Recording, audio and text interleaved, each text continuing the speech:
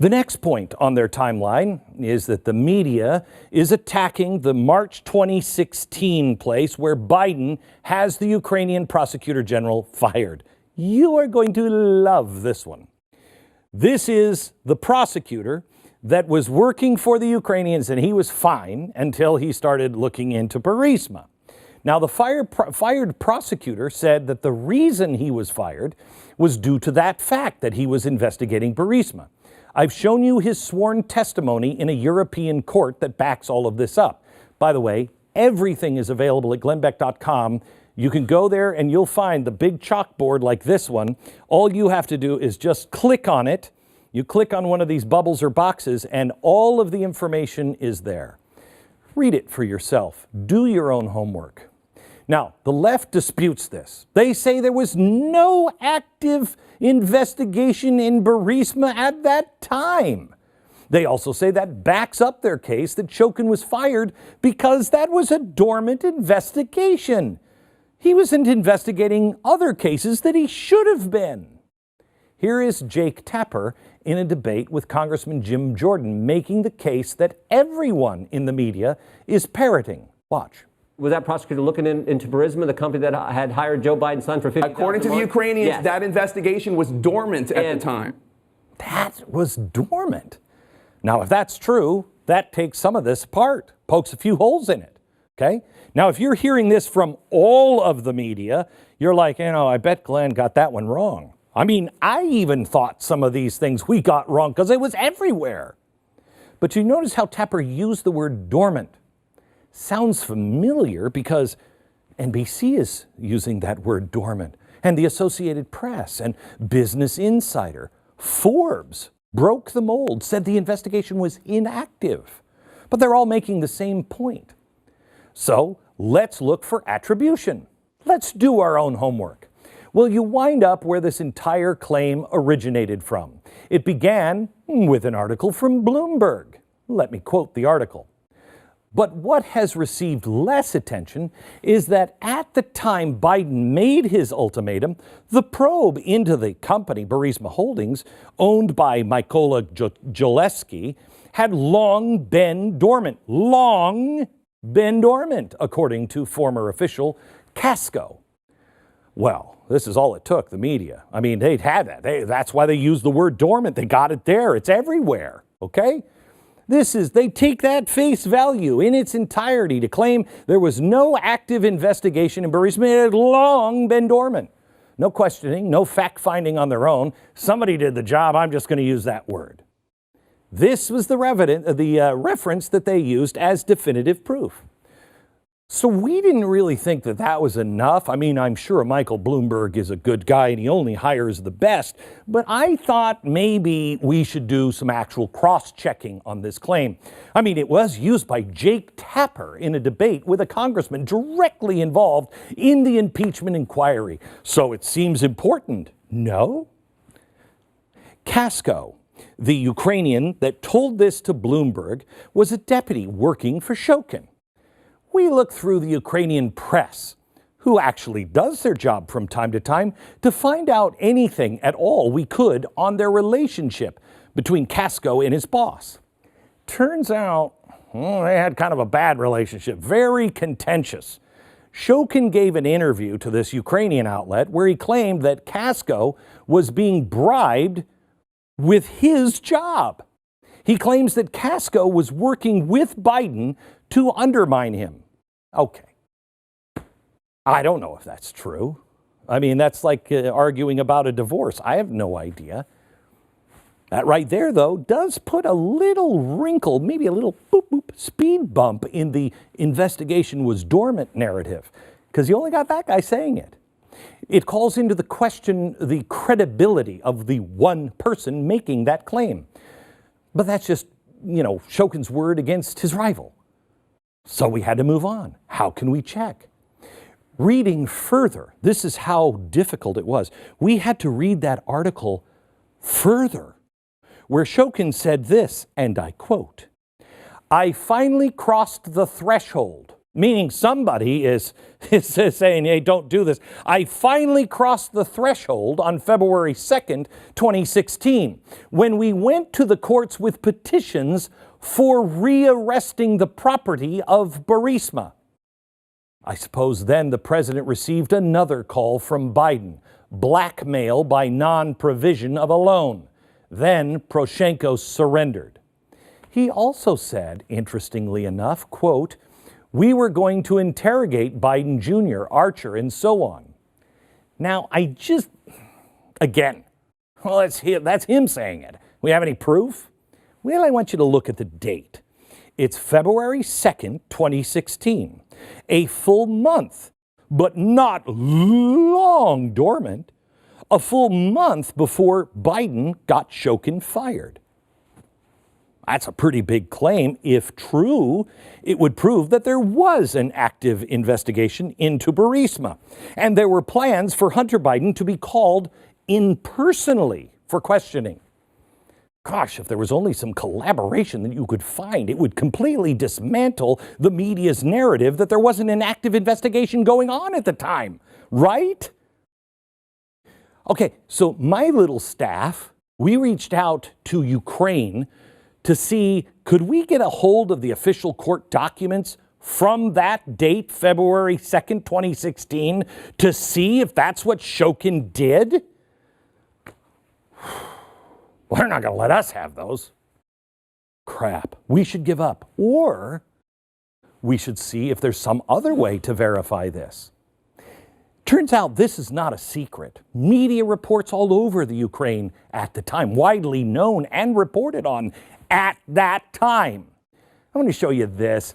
It's an archived report from Interfax Ukraine detailing that the Prosecutor General Shokin had filed a petition in court to seize the property of Burisma head Jolachevsky. And look at the date. Look at it one more time. Come on, look at it. Look at it. Show it. Where is it? There it is. Look at that.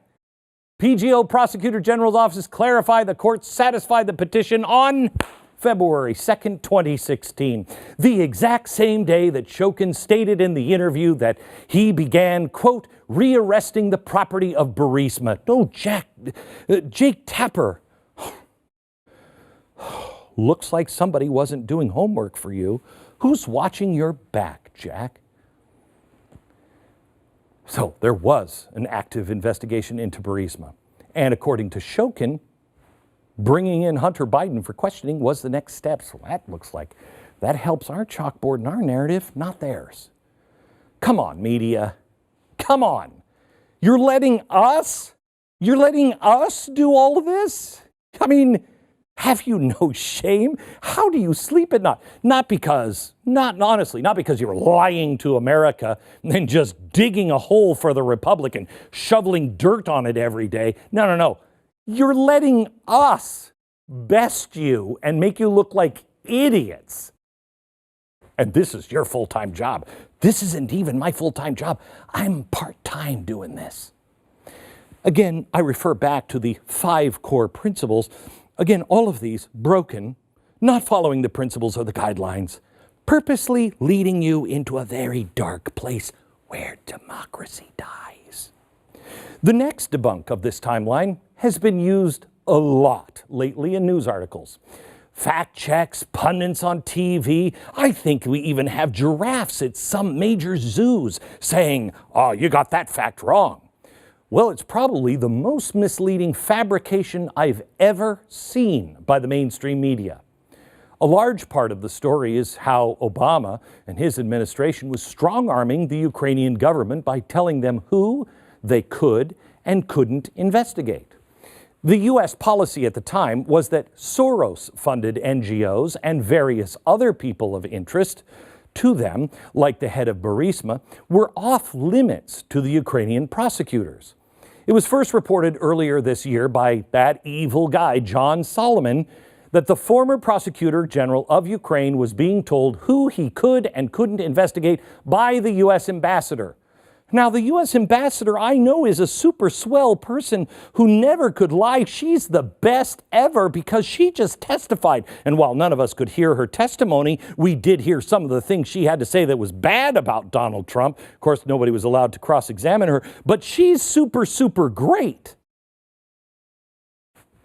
Okay, I want you to watch this interview. Okay, just watch.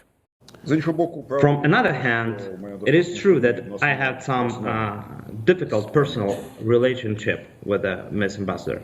Unfortunately, from the first meeting with the U.S. Ambassador in Kiev, Ms. Ambassador gave me a list of people whom we should not prosecute. Oh, the lying liars, and the lies those liars tell. I want you to keep something in mind here. This prosecutor is the one that took the place of the man that Joe Biden had fired. So when Joe Biden was bragging about it, and he said, and we got a good guy in there, this is the good guy. They claimed Shokin was corrupt, even though they never, ever brought a single specific claim against him at all. But the new guy, Lutsenko, that you just saw, one of the good guys.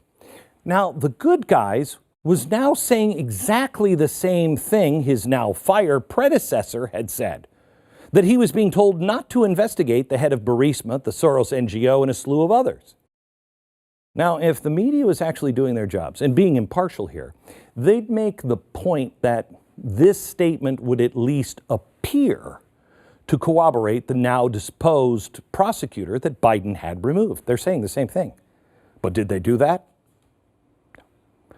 They instead, let's see, how do I put this respectfully? They lied their ass off to the American people. The media started blatantly making stuff up, writing their own fabricated story to hide what really happened. They initiated one of the most misleading lies I think I've ever seen from the media. The media began making the claim that Lutsenko retracted his statement, that there wasn't a do not prosecute list. I remember, I listen and read the New York Times, the Washington Post, so you don't have to. And I'm reading them, and I'm listening to the Daily, and I hear them say, well, that was just recanted. He took that back. And I came into the office, and I'm like, what? Guys, can you help me out on this? How did we miss this? The Washington Post ran an insanely slanderous story attacking John Solomon, claiming he, quote, foisted a bogus story. One of their biggest points in that was Lutsenko, the guy you just saw, went back on his statement regarding the do not prosecute list. Now, the Post uses this to slam the Hill, saying, quote, there's no update correction to the Hill article to note that Lutsenko had retracted this allegation. Wow, that sounds bad. So there's the Post saying it, and I heard it on the New York Times. Why didn't Solomon or the Hill or anybody offer a correction? Because I'm going to have to. I mean, if this is true, it would break a large chunk of our claims regarding the Democrats in Ukraine. And that is exactly why the media is going so hard on it. But I don't take anybody's word. I do my own homework. What bothered me was, how were we duped? How did we miss this? How would a prosecutor who would know full well the implications of making such a grand claim and then go back and say, you know what, never mind, kind of made that one all up. Why would he do that? It makes no rational sense. So we began to try to track down this retraction. Oh, watch this one. The New York Times linked to the Post. The Post linked to the Wall Street Journal as their evidence. And the Journal just simply states, Mr. Lutsenko later retracted the allegation. Okay, well, can you show me where? Where's the attribution? Where's the evidence? Where does this come from? If the media is going to accept this as gospel truth, shouldn't they at least show the footnote? Let us know where they got this? This is a huge part of the overall story, right? So we kept looking. One of the most widely used links provided as evidence that there was a retraction comes from this Ukrainian news site. It's also referenced in factcheck.org's master timeline of everything you need to know in the Ukraine scandal. And so they, of course, say that Lutsenko recanted. But let's check out the source. Now, The headline says exactly what everybody thinks. Ukraine Prosecutor General Lysenko admits U.S. ambassador did not give him a do not prosecutor list. Oh my gosh, Glenn Beck, your whole chalkboard is going to fall apart. Sounds bad until you read their source. This article is referencing an interview that Lysenko gave to the Ukrainian news site, The Babel. The interviewer asks specifically, very specifically, about the meeting with the U.S. ambassador. Lysenko states that after he and his staff told her, the people they were investigating, the following occurred. Quote, she said that this is unacceptable. They say it will undermine the credibility of the anti-corruption activists. I want you to remember that for episode 3. I took a piece of paper and recorded the surnames that she had announced and said, dictate a list of involatile persons. She says, no, you misunderstood me. I said, no, I understood you correctly. Previous such lists were written in presidential administration on Bankova, and you offer new lists from Tankova, the U.S. Embassy. The meeting is over. I'm afraid the emotions were not very good, end quote. So where's the retraction? The ambassador did not give him a list. She gave him a list, and he wrote it down. She didn't slide a piece of paper. So it's all a lie. He retracted that. She never gave him that list. Oh my gosh, you are kidding me. They never mentioned the fact that it was verbally dictated and he wrote the list down himself. Are you kidding me? This is how the media is fact-checking and debunking. They are playing with our republic and Ukraine's republic. They are planting dynamite all around everything that we hold dear. And how do they sleep at night? Everyone that now reads their stories actually thinks that there was a retraction of one of the most damning parts of this entire case. You must blow that up, or you can't use the ambassador as a credible witness to say anything about Donald Trump. Now, I've been in this business for over 40 years, but I've never seen something this misleading and this dishonest from all members of the media. It is crap like this that the mainstream, and I'm not going to say media anymore, the mainstream propaganda is using to slander good journalists who worked for the New York Times, Washington Post, and the AP, John Solomon. There is literally nothing you can trust from the mainstream propaganda ever again. You must do your own homework. Now, I could stop here, because I think this is all you need to know regarding the reliability of these so-called fact checks. But I have to do one more because, like the others, this is one of their main points in trying to poke holes in the case. The timeline shows a pretty convincing case that the DNC was colluding with the Ukrainians to undermine the Trump campaign.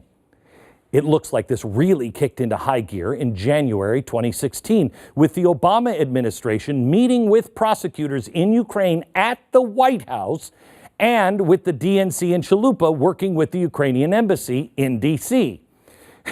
And even though there is news to the media here in the U.S., Ukrainian lawmakers have been bragging about doing it back in their own country for years. This is a member of the Ukrainian parliament who was one of the 2 men who were actually convicted in court for interfering with the 2016 U.S. election. There's an article that was written back in August 2016, 3 months before Americans headed to the polls. Lysenko straight up told the Financial Times that he was attacking Trump because, quote, a Trump presidency would change the pro-Ukrainian agenda in American foreign policies.